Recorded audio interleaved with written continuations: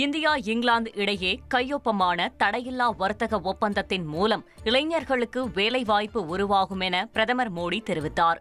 2 நாள் சுற்றுப்பயணமாக இந்தியா வந்த பிரிட்டன் பிரதமர் கெய்ர் ஸ்டார்மரை மும்பையில் பிரதமர் மோடி வரவேற்றார்.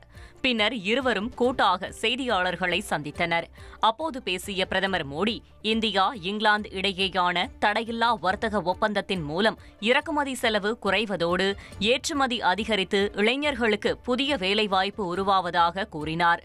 யுக்ரைன் மற்றும் காசா பிரச்சினையில் அமைதியை மீட்டெடுப்பதற்கான அனைத்து முயற்சிகளையும் இந்தியா ஆதரிப்பதாகவும், இந்தோ பசிபிக் பிராந்தியத்தில் கடல்சார் பாதுகாப்பு ஒத்துழைப்பை மேம்படுத்துவதற்கு முழுமையாக உறுதி பூண்டுள்ளோம் என்றும் பிரதமர் மோடி தெரிவித்தார்.